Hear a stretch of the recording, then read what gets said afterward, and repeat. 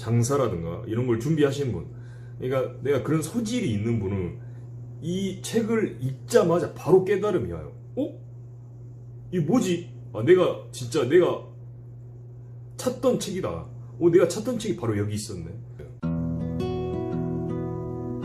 재밌게 시청하셨으면 그래도 자주 이제 한번 구독, 좋아요 또 뭐 책 읽으라고 막 해도 저희 구독자분들께서 책을 사서 읽을 분이 얼마나 있을까 이런 생각 해봤습니다. 그래서 책 좋다, 책 읽어라 막 하는 것보다 내가 책을 읽어드려야겠다 이런 생각했습니다. 그래서 저번에 방송했던 손자병법 본 내용을 제가 한번 읽어보도록 하겠습니다. 먼저 시계입니다. 손자가 말하였다. 전쟁이란 국가의 큰 일이며 죽고 삶의 바탕이고 존속과 멸망의 길이니 살피지 않을 수 없다. 반드시 5가지 원칙과 7가지 계산으로 비교하여 피하의 상황을 정확히 탐색해야 한다. 첫째는 도이고, 그래서 도는 명분을 말합니다. 둘째는 천시이고, 셋째는 땅이고, 넷째는 장군이고, 다섯째는 군법이다. 도는 백성들이 상층부와 뜻을 같이하게 하는 것이다. 이로써 더불어서 죽을 수도 있고 이로써 더불어서 살 수도 있게 하니 위급함을 두려워하지 않는다. 하늘이란 낮과 밤, 추위와 더위에 따른 시간의 제약을 말한다.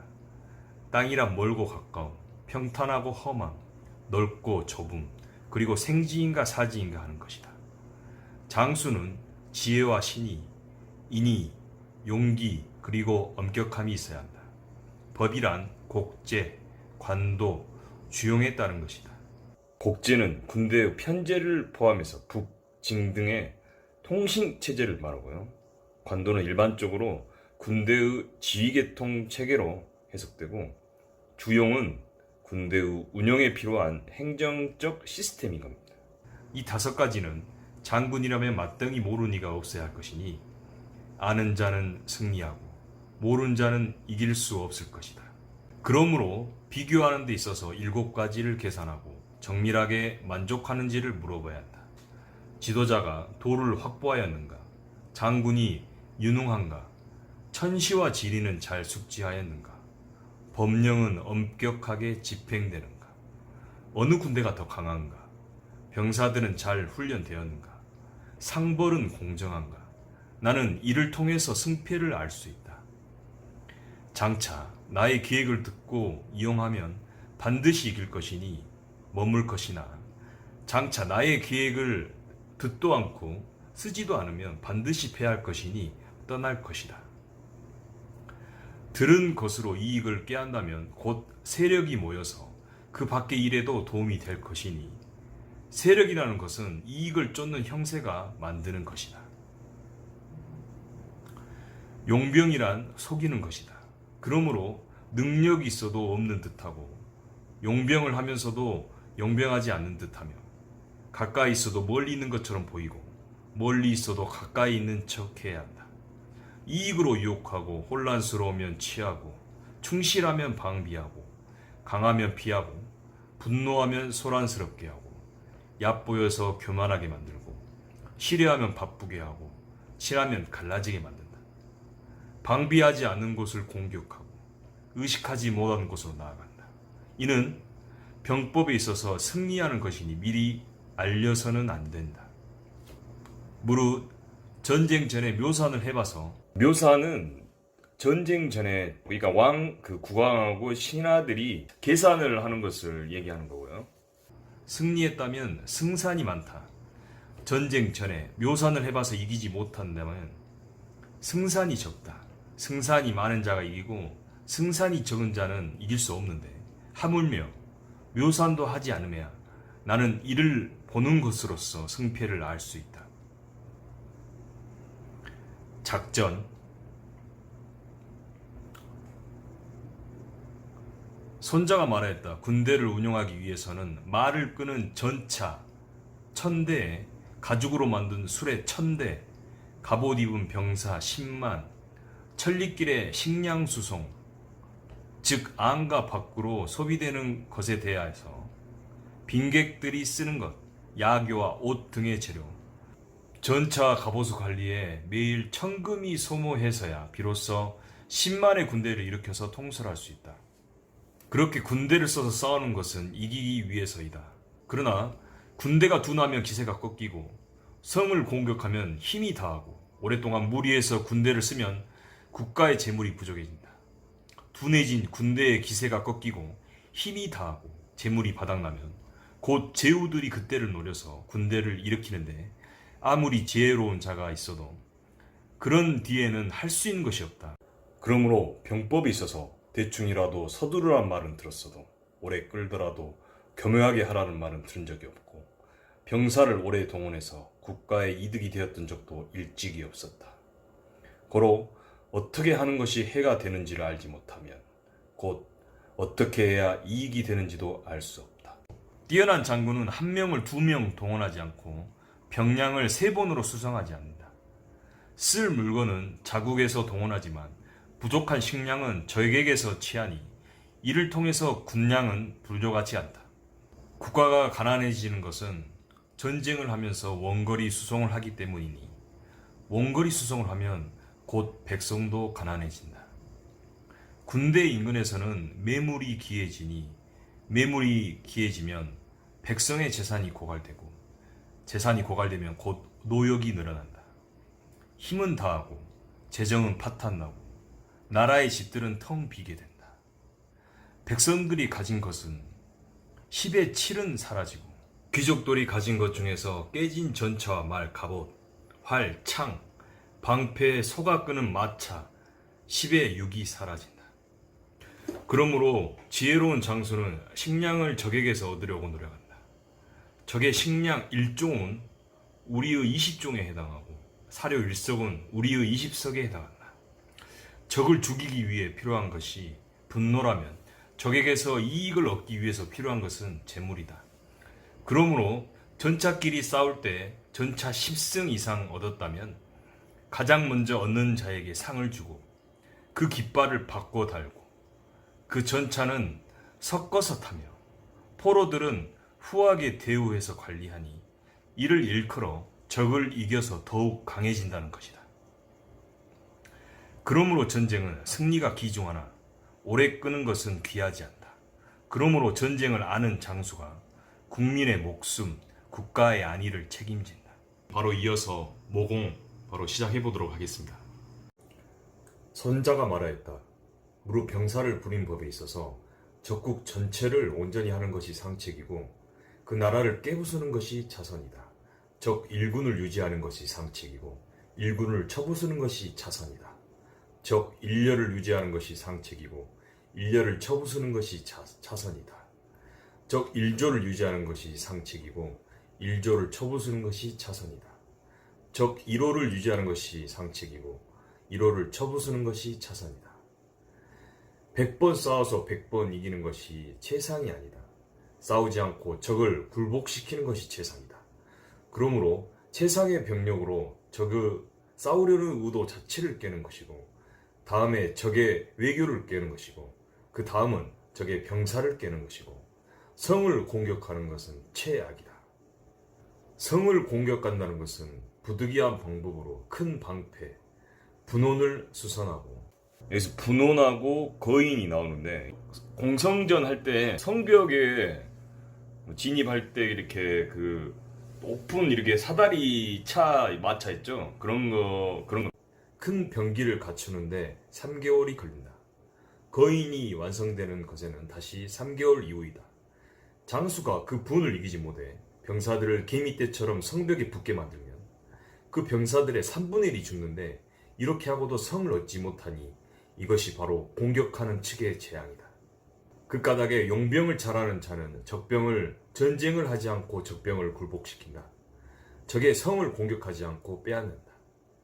적국을 훼손하여 무너뜨릴 때 오래 끌지 않는다. 필히 천하의 전쟁에 완벽하게 승리한다. 고로 병사가 손상되지 않는 완전한 승리를 한다. 이것이 공격하는 책무이다.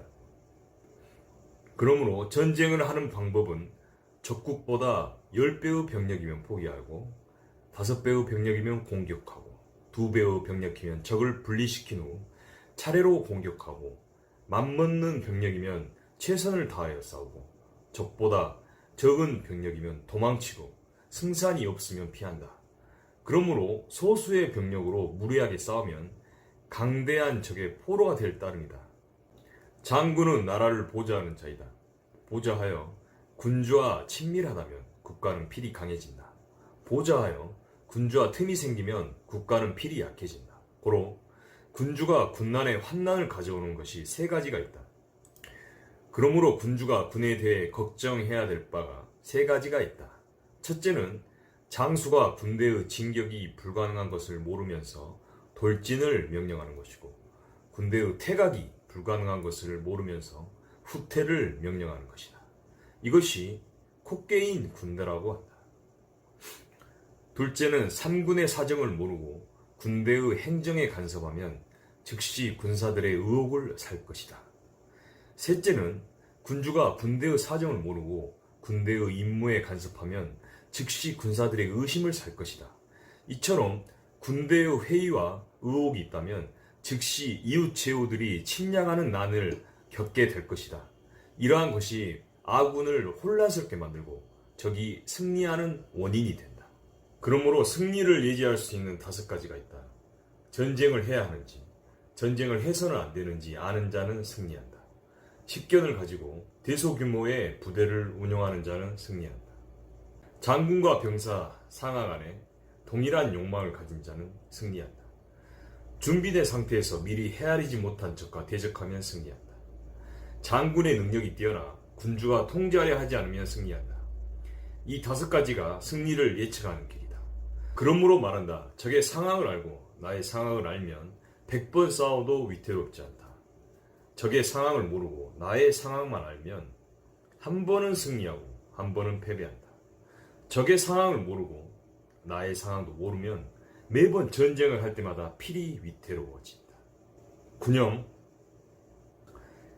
손자가 말하였다. 옛날에 전쟁을 잘하는 장군은 먼저 이길 수 없는 나를 만들고 승리가 가능한 적군을 대적한다. 적이 승리하지 못하게 하는 상황은 나에게 존재한다. 내가 승리할 수 있는 상황은 적에게 존재하는 것이다. 그러므로 전쟁을 잘하는 자는 적군의 승리가 불가능하게 할 수는 있지만 필히 적에게서 승리가 가능한 상황은 구하기 어렵다. 옛말에는 승리를 예견할 수는 있지만 승리를 장담할 수는 없다. 승리가 어려우면 수비를 하라. 승리가 가능하면 공격을 가라. 수비는 전력이 부족할 때 한다. 공격은 전력이 넉넉할 때 한다. 수비를 잘하는 자는 다양한 지형을 이용하여 적을 막아내고 공격을 잘하는 자는 다양한 기상 조건을 이용하여 구동한다. 고로 자신을 보호하면서 완전한 승리를 한다.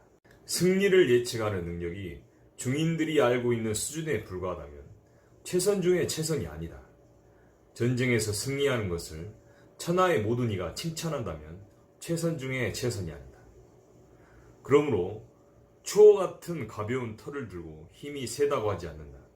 밝게 빛나는 해와 달을 보는 눈은 밝은 눈이라고 하지 않는다. 우레처럼 큰 소리를 듣는 귀는 총명한 귀라고 하지 않는다. 고대부터 전쟁을 잘하는 자는 시히 승리할 수 있는 적과 싸워서 이겼다. 고로 전쟁을 잘하는 자의 승리는 지략이나 명석에서 나온 것이 아니다. 용맹이나 공적에서 나온 것이 아니다. 고로 그 전쟁의 승리는 한치의 착오도 없다. 착오가 없다는 것은 그 착오에 대해서 미리 조치해 두어서 필히 승리할 상황을 만들어 놓고 이미 패배할 수 없는 적을 상대하여 승리한다. 그러므로 전쟁을 잘하는 자는 패배하지 않는 지형에 입장하여 적을 패배시킬 수 있는 기회를 분실하지 않는다. 그러므로 승리하는 군대는 먼저 승리할 수 있는 상황을 구해놓은 뒤에 전쟁을 한다. 패배하는 군대는 먼저 전쟁을 일으키고 이후에 승리를 구한다. 용병을 잘하는 자는 지도력을 잘 수양하고 법과 제도를 잘 보존한다. 고로 승패를 다스릴 수 있는 능력이 있다. 병법의 5가지 요소는 첫째는 국토의 크기, 둘째 생산량, 셋째 병력수, 넷째 전열의 우열, 다섯째 승리라 한다. 지형에서 국토의 크기가 생성되고 국토의 크기에서 생산량이 생산되고 생산량에서 병력의 수가 발생하고 병력의 수에서 전력의 우위가 결정된다. 전력의 우위로서 승리가 결정된다. 그 까닭에 승리하는 군대는 무거운 천칭으로 가벼운 저울추를 상대하는 것과 같다. 패배하는 군대는 가벼운 저울추로 무거운 천칭을 상대하는 것과 같다. 승리의 진영은 1000길 높이의 계곡에 축적된 물을 쏟아내는 것과 같다. 이것이 군영이다. 병세. 손자가 말하였다. 적은 병력을 통치하듯이 대규모의 병력을 통치하려면 병력 수를 분리해야 한다. 대규모의 병력이 전투를 하려면 군대의 효율적인 진영과 정확한 의사소통이 중요하다.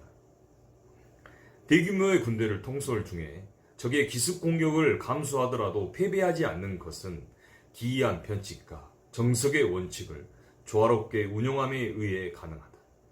군대가 공격할 때는 숫돌로 계란을 부시듯이 적의 허실을 잘 알고 있어야 한다. 전쟁을 하는 자는 정석의 원칙으로 대적하고 기술적인 변칙으로 승리한다. 고로 변칙을 잘 운용하는 자는 천지처럼 작전이 궁색해지지 않으며 강물처럼 고갈되지 않는다. 종료된 것처럼 보이면서도 다시 시작하는 것이 해와 달과 같다. 사망한 것처럼 보이면서도 다시 생동하는 것이 사계절의 변화와 같다. 소리의 기본은 5가지에 불과하지만 이것이 변하면 모두를 다 청취하기 불가능하다. 색의 기본은 5가지에 불과하지만 이것이 변하면 모두를 다 관찰하기가 불가능하다. 미각의 기본은 5가지에 불과하지만 이것이 변하면 모두를 다 맛보는 것이 불가능하다. 전술도 원칙과 변칙의 2가지에 불과하지만 기정이 변화하면 모든 것을 알기는 불가능하다. 기정은 서로 생동하여 순환하는 것으로서 단절되어 있는 것이 아니다. 어느 누구도 능숙하게 그 모든 것을 궁리에 낼 수는 없다. 격렬한 물이 질풍처럼 흘러 무거운 돌을 표류하게 되는 것이 기세다. 사나운 새가 질풍처럼 날아와 짐승을 채가는 것도 절도다. 이런 까닭에 전쟁을 잘하는 자는 기세가 험하고 그 절도가 짧다. 그 기세는 잡아당기 활과 같고 그 절도는 발사된 화살과 같다. 의견이 분분하듯이 전투가 혼란해져도 아군은 혼란스럽지 않다. 혼란스럽게 적의 진영에 포위되어 있어도 패배하지 않는다. 잘 통치된 군대에도 혼란이 발생한다. 용감한 군대에도 비겁함은 생겨난다. 강한 군대에도 나약함은 발생한다.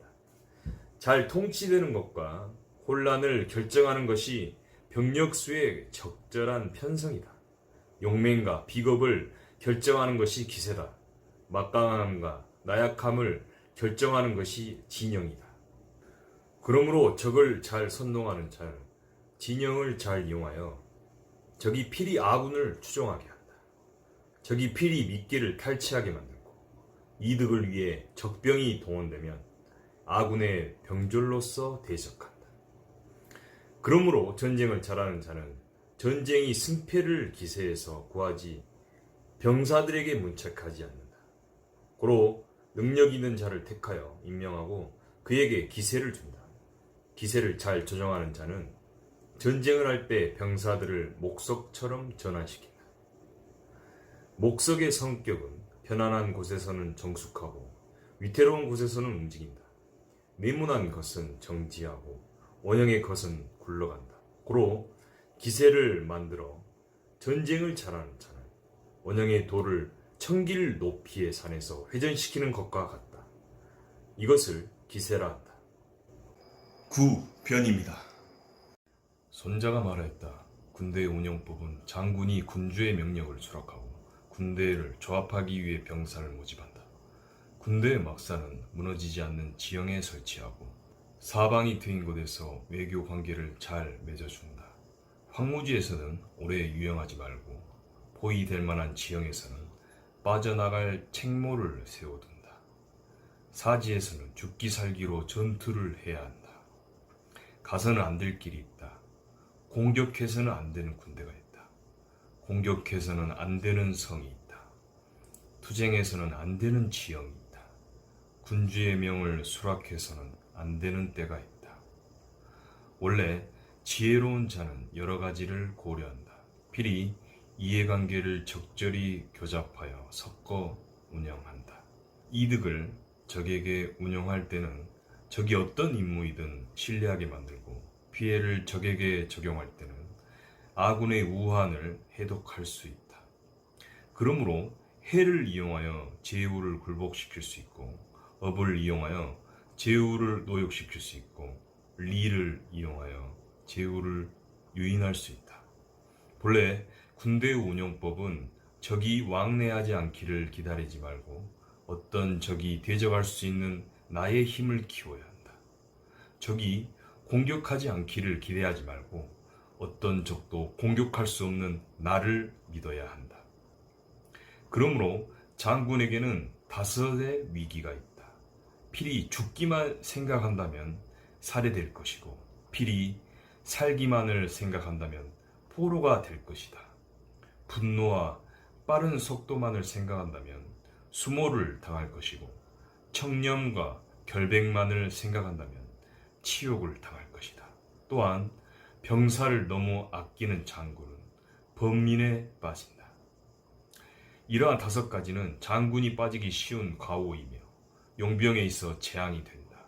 군대가 뒤집히고 장군이 죽는 것은 필히 이 5가지의 위험 때문이니 세심히 관찰하여야 한다. 행군. 손자가 말했다. 아군이 적에 처해 있는 상황을 살필 때는 산과 계곡에 의탁하여 이동하고 고지대에 주둔하여 시야를 확보한다. 적이 높은 구릉에 등정해 있으면 싸우지 않으니 이것이 아군이 산지에 주동할 때의 방법이다. 강을 건너고 나서는 필히 물과 원거리를 유지하라. 적이 강물을 왕래할 때는 물속에서 적객하여 싸우지 말라. 적병이 반쯤 물을 건널 때 공격하면 이익을 얻을 수 있다. 전투를 벌이고자 한다면 강물 가까이에서 적병을 맞이하여 싸우지 않는다. 시야가 확보된 고지대에서 싸울 것이며, 강물의 유속이 빨리 흘러내리는 것을 맞이하며 적과 싸우지 않으니 이것이 수상에서 전투하는 군대의 운영법이다. 척박한 택지는 빨리 이동하여 오래 잔류하지 말라.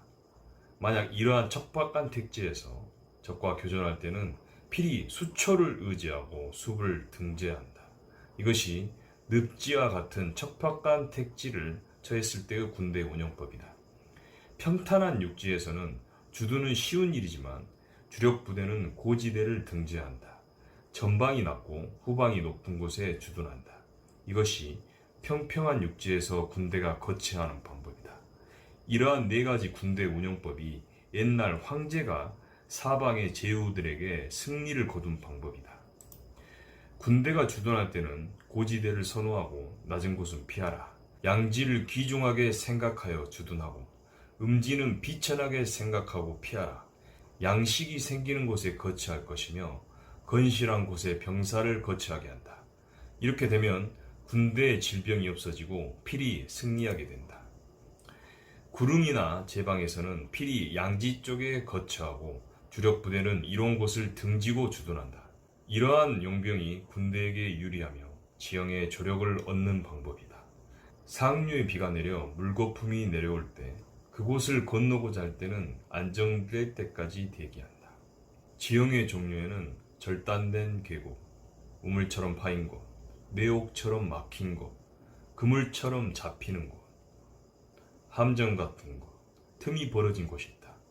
이런 곳은 극단적으로 빨리 지나가야 하며 근처에도 가지 않는 것이 좋다. 아군은 그런 곳을 멀리하고 적을 그 근처로 유인한다. 아군은 그곳을 맞이하고 적은 그곳을 등지게 만든다.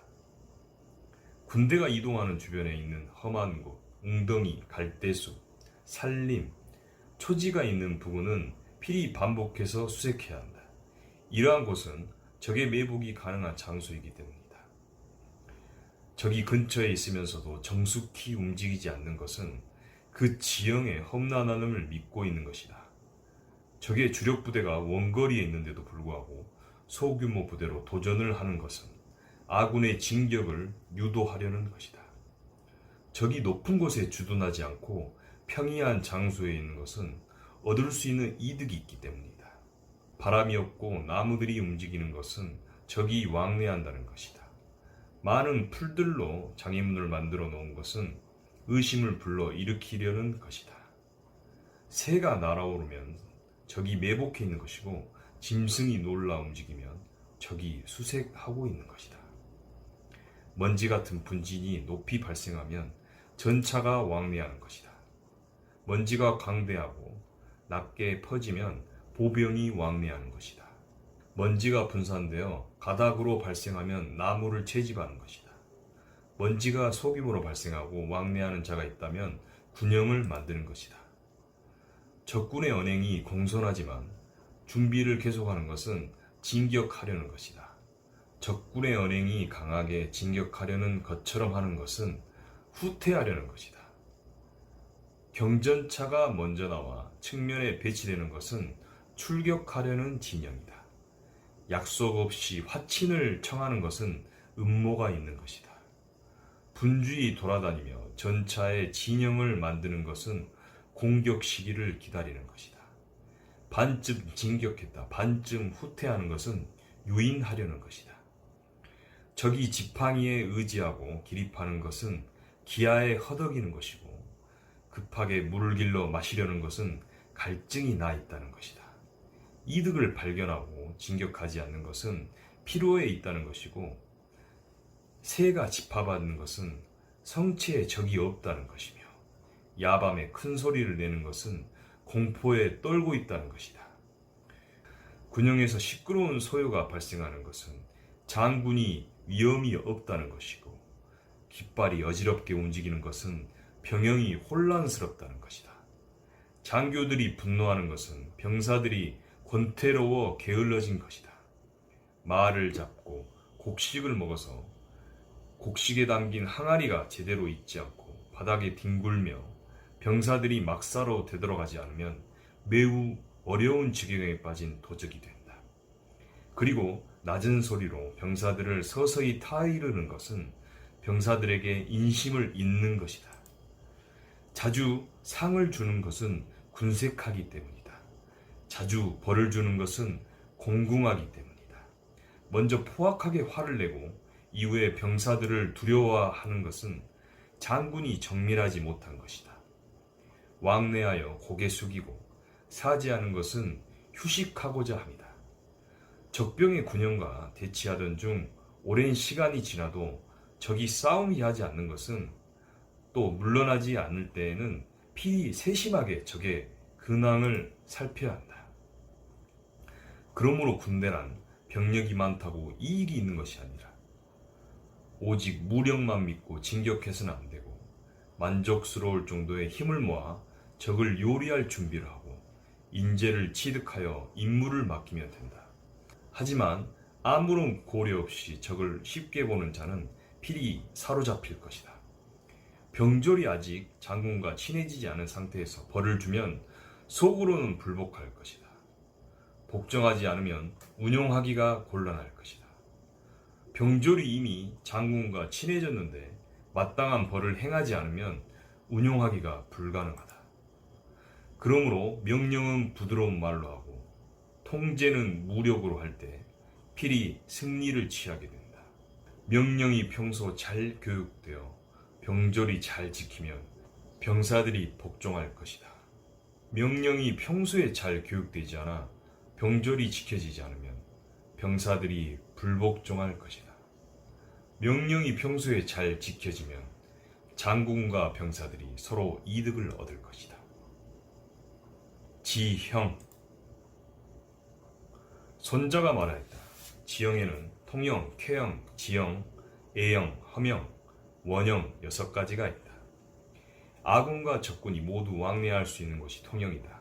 통형에서는 태양이 비추는 고지대를 선점하여 주둔한다.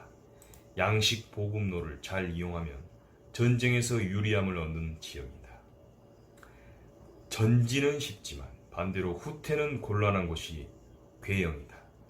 궤영에서는 적의 방비가 없으면 출진하여 승리할 수 있고, 만약 적의 대비를 하고 있다면 출격하여 승리할 수 없으며 후퇴가 곤란하여 불리한 지형이다. 아군이 출격해도 불리하고 적군이 출진해도 불리한 곳이 지형이다. 지형에서는 적이 이익으로 아군을 유인해도 출격해서는 안 된다. 아군을 인도하여 후퇴하였다가 적이 반쯤 쫓아오기를 기다려 공격하면 이득이다. 길이 좁은 A형에서는 아군이 선점하여 주둔하고 필히 아군을 배치하여 대적한다.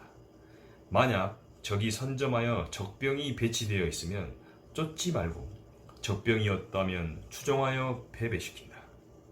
험형에서는 아군이 선점하여 주둔하고 필히 태양이 비추는 고지에 주둔하여 대적한다. 만약 적이 선점하여 주둔한다면 아군을 인도하여 후퇴하고 쫓아 들어가지 않는다. 원형에서는 적과 세력이 균등하면 도전하기 곤란하고 직접적인 전쟁은 불리하다. 이런 6가지 원칙이 지형에 이용하는 길이다. 장군의 임무는 중대하니 세심히 관찰하여야 한다. 그런 까닭에 군대에서는 달아나는 자, 기강이 해이한 자, 함정에 빠진 자, 붕괴되는 자, 혼란한 자, 패배하는 자가 있다. 이러한 6가지 사람들은 하늘이 주는 재앙이 아니고 장군의 과실로 발생하는 것이다. 적과 아군의 기세가 거의 같음에도 불구하고 하나의 힘으로 열을 치려고 들면 그 군대는 달아난다. 병졸은 강하지만 장교들이 약한 군대는 기강이 해이해진다. 장교는 강한데 병졸이 약한 군대는 함정에 빠지기 쉽다. 장교가 분노를 참지 못해 대장군에게 불복한다면 적병과 조우하여 대적할 때 마음대로 전투를 벌이게 되므로 대장군이 그 장교의 능력을 알지 못하여 능력 없는 자를 임명하면 군대는 붕괴된다. 장군이 나약하고 규례에 엄격하지 않으면 교육과 훈련이 안 된다. 장교와 병졸의 기상이 없다면 종횡무진, 제멋대로이니 군대가 혼란하게 된다. 장군이 적을 쉽게 요리하지 못하면 소규모의 악윤으로 대규모의 적병을 싸우게 된다. 나약한 군대로 강한 적을 공격하고 정예병을 선별하여 운영하지 못하면 패배하게 된다. 이 6가지 유형에 해당하는 군대는 패배하는 길이므로 장군의 임무는 이러한 것을 세심히 관찰해야 한다. 지형은 용병을 보조하는 것이다. 적의 상황을 잘 통제하여 승리하고 지형의 험난함과 위험, 멀고 가까움을 계산하는 것이 장군이 해야 하는 일이다. 이것을 잘 이용하여 전쟁을 하는 자는 반드시 승리한다. 이것을 잘 이용하지 못하고 전쟁하는 자는 반드시 패배한다. 그러므로 전쟁에서 반드시 승리할 판단이 있다면 군주가 전투를 하지 말라고 명령해도 전투를 벌이는 것이 가능하다. 전쟁에서 반드시 승리하지 못할 판단이 선다면 군주가 반드시 전투를 하라고 명령해도 전투를 벌이지 않는 것이 가능하다. 처음부터 장군은 진격할 때 명예를 구하지 않고 후퇴할 때 죄를 회피하지 않는다. 오직 병사들을 보존하는 일에 힘쓰고 군주의 이익이 부합되는 일에 힘쓰니 국가의 보배가 된다. 장군의 병졸 보는 시각이 어린아이를 돌보듯이 하면 병사들이 심산유고구 계곡에서 용감하게 전진한다. 장군이 병졸을 보는 시각에 사랑이 넘치면 병사들이 죽음을 무릅쓰고 전진한다. 장군이 병사를 후덕하게만 대우하면 노역을 시킬 수 없고 사랑하기만 해서는 명령을 내릴 수 없다. 혼란이 발생하면 통치가 불가능하다. 이를 비유하여 말하면 교만한 자식이 되는 것이니 쓸모없는 군대가 되는 것이다. 아군의 병졸로 공격이 가능하다는 것을 알지만 적의 상태가 공격해서는 안 되는 것을 모르면 승리의 확률은 반반이다. 적을 공격할 때는 알지만 아군의 병졸 상황이 공격하기에 불가능하다는 것을 모르면 승리의 확률은 반이다. 적을 공격할 때는 알고 아군의 병졸 상황이 공격이 가능한 것은 알지만 지형이 공격하기에 불가능하다는 것을 모르면 승리의 확률은 반이다. 본래 방법을 아는 자는 군대를 이동시킬 때에도 미혹에 빠지지 않고 거병시에도 궁색해지지 않는다. 옛말에 나를 알고 적을 알면 위태롭지 않게 승리할 수 있다. 이러한 6가지 지형을 적절히 이용하고 기상 조건을 알면 완전히 승리할 수 있다. 9. 지입니다. 전자가 말하였다. 용병의 방법 중에서 전쟁을 하게 될 지형을 분류하면 산지, 경지, 쟁지, 교지, 구지, 중지, 비지, 위지, 사지가 있다. 제후가 자국의 땅에서 싸울 경우 이를 산지라 한다. 적의 영토를 공격하지만 깊이 들어가 있지 않은 경우 이를 경지라 한다. 아군이 점령하면 아군에게 이득이 있고 적군이 점령하면 역으로 적군에게 이득이 있는 지형을 쟁지라 한다.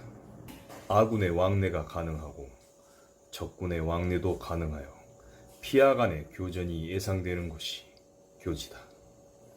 제후의 땅으로서 여러 나라가 부속되어 있어 누구는 선점하면 이득이 있는 천하의 백성들을 모으게 될 지역을 구지라 한다. 적국의 땅에 깊숙이 쳐들어가 점령한 적의 성읍이 등 뒤에 많이 있는 지역을 중지라 한다. 살림이 험하고 늪이 많은 택지로서 행군하기 곤란한 지역을 비지라 한다. 추종하여 군대가 유입되는 길이 협회하고 추종하여 되돌아 나오는 길이 우회할 수밖에 없어 적군이 소규모에 불과한 병력으로 아군을 공격할 수 있는 곳을 위지라 한다. 질풍처럼 빨리 싸우면 생존할 수 있고 오랫동안 싸우게 되면 멸망하는 지역을 사지라 한다. 고로 산지에서는 전투를 하지 않는다. 경지에서는 아군이 정지해서는 안 된다. 쟁지에서는 아군이 적을 공격해서는 안 된다.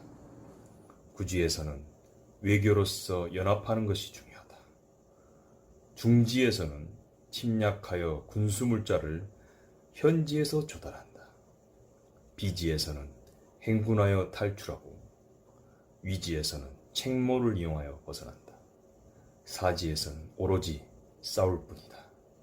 이른바 고대로부터 전쟁을 잘하는 자는 적군으로 하여금 전 후방의 부대가 서로 급히 연합하여 도울 수 없게 하고 귀중한 전투 부대와 이를 지원하는 보급 부대가 서로를 구원할 수 없게 한다. 상급자와 하급자가 서로 도울 수 없게 하고 병졸들을 집합시키지 못하게 하여 분리시킨다. 적의 병사들이 집합하더라도 이를 통제할 수 없게 하고 이익에 부합되면 움직이고 이득이 없으면 공격을 중지한다. 감히 문답하건대 만약 적병이 장내에 대열을 정비하고 공격하려 한다면 어떻게 대적하겠는가? 대답하기를 적이 가장 소중하게 애용하는 것을 탈취하면 아군의 의도대로 할 수 있다. 전쟁의 정리는 신속함이 주요하니 적국이 급히 출진하지 못할 때를 노리고 적이 우려하지 못한 길로 출격하며 적이 경계하지 아니한 곳을 공격한다. 적국에 진입하였을 때의 전법은 깊이 침입하고 싸움에 전념하여 적군이 이기지 못하게 한다. 풍요로운 야전에서 적을 식량을 약탈하면 전 부대가 먹을 식량이 충족된다. 잘 휴양시켜 필요하지 않게 하고 사기를 높이며 그 힘을 축적한다. 병사들을 운영하여 계략을 세우고 적이 예측하지 못하게 하여 왕래할 장소가 없는 대로 몰아세우면 죽기를 각오하고 패배하지 않으려고 한다. 죽게 될 상황에 처해 있다면 병사들이 전력을 다해 싸울 것이고 병사들이 심한 함정에 빠지면 죽기를 두려워하지 않으며 왕래할 장소가 없으면 견고하게 단결하고 적지에 깊이 들어가서는 거리낄 것이 없이 부득이하게 싸울 수밖에 없다. 그런 까닭에 병사들은 스스로를 경계하고 요구하지 않아도 이득을 얻고 약속하지 않아도 서로 친근해지며 명령하지 않아도 신뢰한다. 미신을 금지하고 의심을 없애면 죽음에 이르러도 동요하지 않는다. 아군의 병사들이 재물에 욕심이 없는 것은 재화를 증오하기 때문이 아니고 생명에 집착하지 않는 것은 장수를 증오해서가 아니다. 명령이 발현되면 자정한 자는 눈물로 옷깃을 적시고 쓰러져 누운 자도 눈물을 흘릴 것이다. 병사들을 왕래하는 곳이 없는 사지로 투입시키면 용기가 나오는 법이다. 본래 전투를 잘하는 자를 비유하면 솔연과 같다.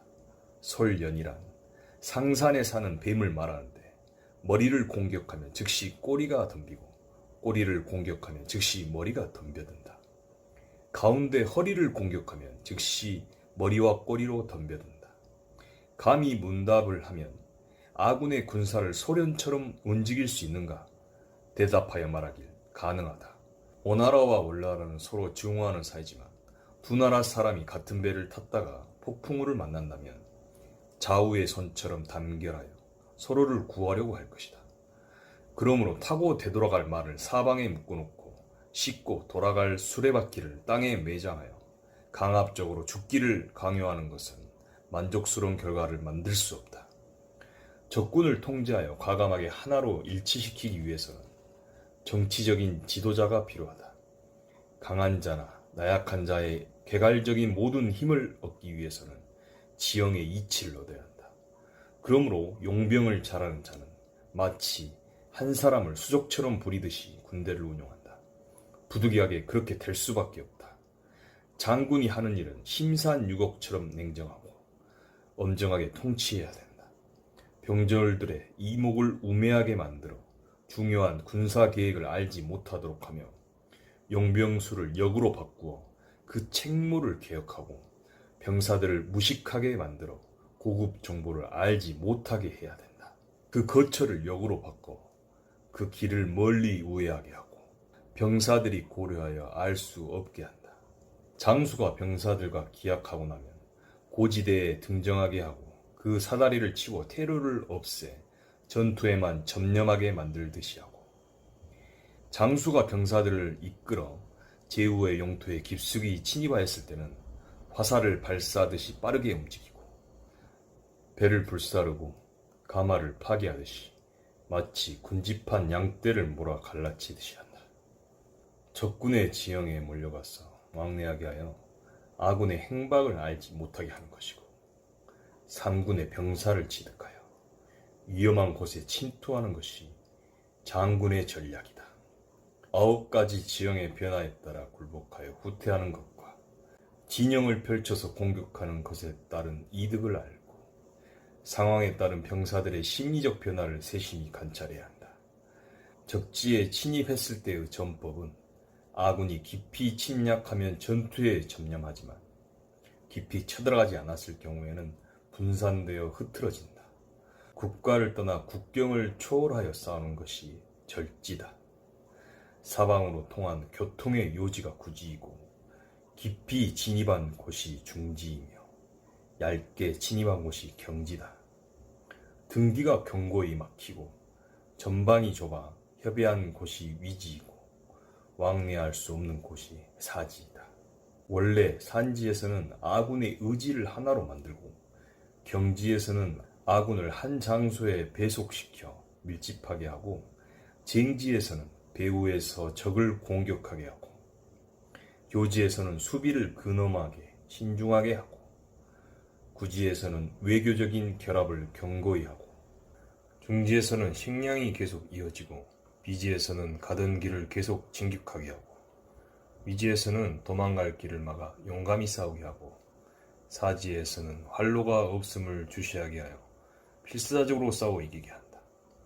그 까닭에 병사들의 심정은 포위당하면 방어하고 상황이 부득이하면 용감히 전투를 벌이며 위험이 많아지면 명령에 복종한다. 그러므로 주변국의 책무를 알지 못하는 제후는 주변 국가와 유리한 외교 관계를 수립할 수 없다. 산림과 험난한 곳과 습지의 지형을 알지 못하면 행군하지 못하며 그 향촌의 길 안내인을 이용하지 않으면 지형의 이로움을 취득하지 못한다. 구지는 그 하나를 몰라도 패왕의 군병이라고 할 수 없다.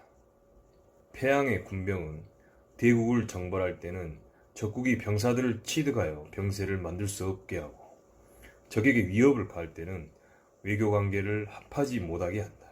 그 까닭으로 타국과 외교를 맺으려고 경쟁하지 않고, 천하의 권세를 부양하려 하지 않고, 사사로움 없는 자기를 신뢰하여 적에게 위협을 가한다. 그러므로 적의 성을 함락시킬 수가 있고 적국을 멸망시킬 수도 있는 것이다. 법에도 없는 상을 베풀고 정사에 없는 명령을 내리고 군병을 범죄자처럼 억눌러서 한 사람을 통제하는 것처럼 한다. 군대의 일로서 움직이게 하고 언어로서 광고하지 않고 이득으로서 움직이게 하고 해로움을 광고하지 않는다. 멸망할 지형에 투입된 연유해야 존재할 수 있고 사지의 함정에 빠진 연유해야 살아남게 된다. 병사들은 해로운 함정에 빠진 연유에 승리할 수가 있는 것이다. 본래 전쟁이란 적이 의도하는 바를 속속들이 장악하는 데 있고 적을 한 방향으로 유인하여 천리 밖에 있는 적장을 살해한다. 이것이 교묘하게 승리하는 전쟁을 하는 것이다.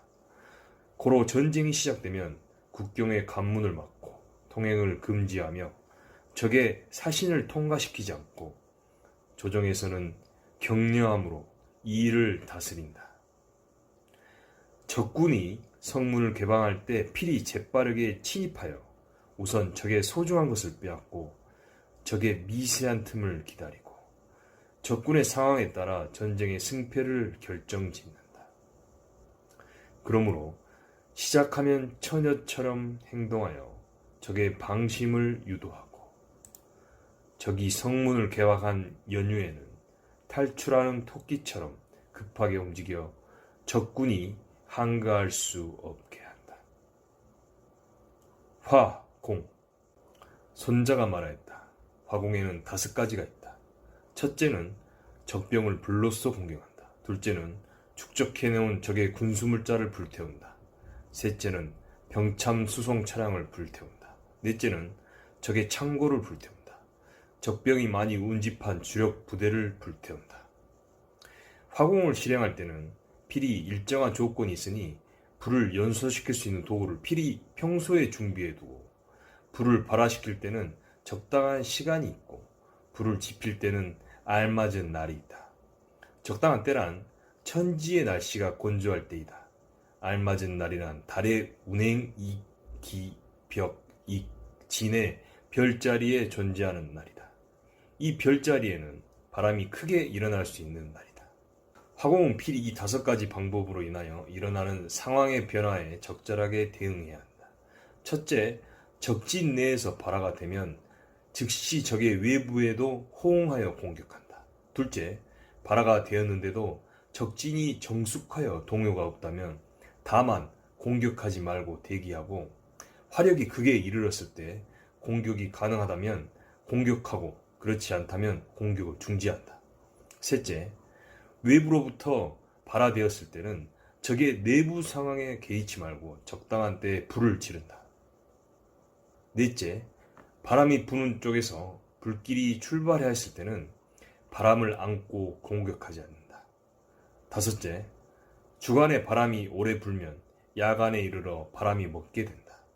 군대는 필히 5가지 상황에 따른 화공법의 변화를 알고 화공의 조건이 맞을 때까지 수비하며 오래 기다릴 수 있어야 한다.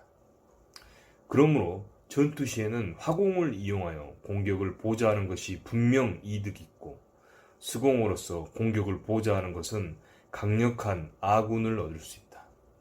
물로써 공격하는 것은 적의 교통을 절단하여 병참을 끊을 수는 있지만 적의 생명을 탈취할 수는 없다. 전쟁에 승리하고 적의 성을 공격하여 취득하고 그 공적을 닦지 않은 자는 흉하니 이를 명령하여 비류를 한다. 고로 현명한 군주는 이것을 고려하고 우량한 장수는 이것을 닦는다. 이득이 없으면 기동하지 않고 않고 소득이 없으면 용병하지 않고 위태롭지 않으면 싸우지를 않는다. 군주는 분노에 사로잡혀 군사를 일으키지 않고 장수는 성난다고 하여 전투를 해서는 안 된다. 이익에 부합되면 기동하고 종합적인 소득이 없으면 전투를 금지한다. 분노는 다시 바꿔서 희소식이 될 수 있고 성냄은 다시 바꿔서 즐거움이 될 수 있지만 망한 군대는 다시 존재할 수 없고 죽은 자는 다시 살아날 수 없다. 그러므로 현명한 군주는 전쟁을 신중히 결정하고 우량한 장수는 전쟁을 경계한다. 이것이 국가를 안전하게 하고 군대를 안전하게 유지하여 적의 침략에 대비하는 길이다. 용간. 손자가 말하였다. 군대를 동원하여 천리의 원거리를 출정하게 되면 백성이 부담하는 비용과 국가의 세금이 하루에 1,000금이 소비되며 나라의 안팎에 소동이 일어나며 전쟁 물자에 수송에 동원된 백성이 도로를 메우고 이로 인해 생업에 종사하지 못하는 집이 70만에 이르게 된다.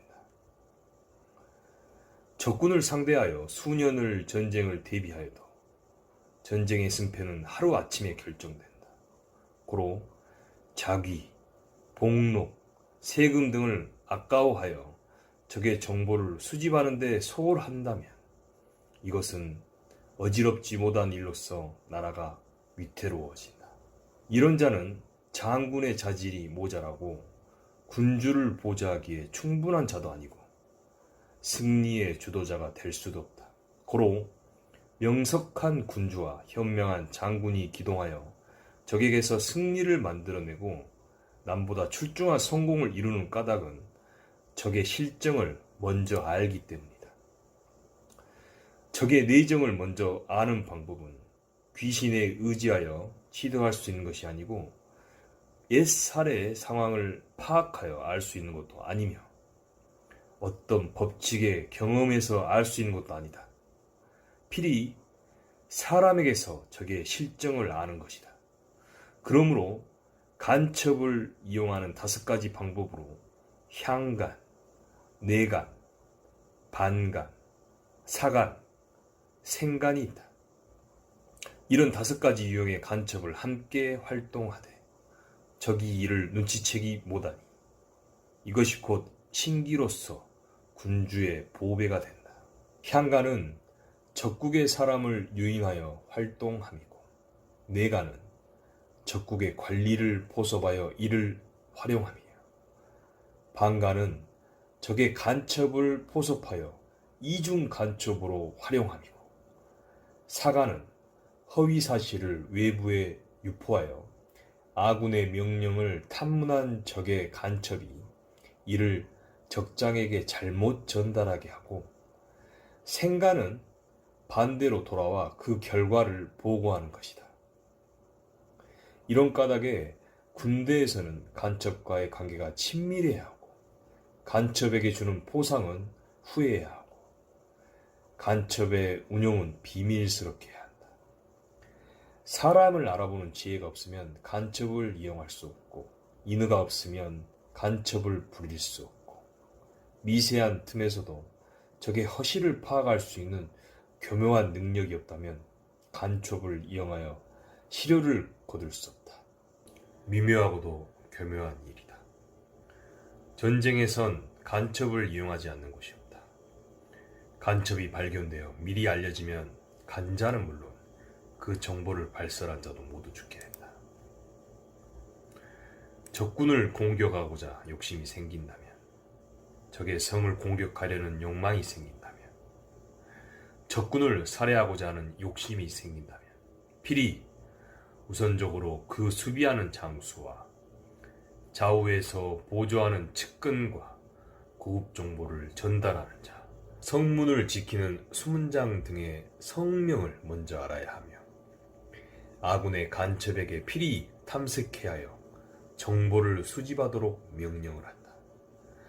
아군의 정보를 수집하려고 왕래하는 적국의 간첩을 필히 수색하여 찾아내고 더 큰 이득으로서 유인하여 포섭하고 잘 인도하여 적의 막사로 놓아보내야 방간을 얻어 이용할 수 있다. 방간으로 인하여 적의 상황을 알 수 있으므로 향간, 내간 또한 이용할 수 있는 것이다. 방간으로 인하여 적의 상황을 알 수 있으므로 시간을 이용하여 허위 정보를 광고하게 하여 적에게 잘못된 정보를 줄 수 있다. 방간으로 인하여 적의 상황을 알 수 있으므로 생간을 기약한 대로 부릴 수 있다. 이 5가지 간첩에 대한 일은 군주가 필히 알아야 하고 적의 상황을 미리 알 수 있는 것은 필히 방간의 존재에 달려 있으므로 방간은 후하게 대우하지 않으면 안 된다. 옛날에 은나라가 흉하게 될 때 방간으로서 이지가 하나라에 있었고 주나라가 흉하게 될 때 여하가 은나라에 있었다. 그러므로 명군 현장이어야만 능히 뛰어난 지혜로서 간첩을 이용하여 필히 큰 공을 이루니 이것이 중요한 용병술이고 삼군이 지도자를 믿고 기동하게 되는 것이다. 잘 들으셨습니까? 어떠셨습니까? 자주 반복해서 듣고 계시죠? 뭐 나는 책도 안 읽는데 하지만 이렇게 어려운 책 한번 듣고 이해하고 이러면은 이제 손자병법이 아직까지도 많은 사람들한테 읽히고 있고 뭐 여러 다양한 분야에서 이 책을 분석하면서 이 내용을 가지고 어떻게 접목을 시킬까 듣고 또 듣고 하다 보면 머리가 완전히 자극적으로 바뀌는 게 아마 느껴지실 거예요. 뭐지? 뭐 순간적으로 갑자기 뭔가 떠오를 수도 있어요. 아마 그게 바로 깨달음이실 겁니다. 그럼 또 저는 다음 편으로 인사드리겠습니다. 장시간 시청해 주셔서 너무 고맙습니다.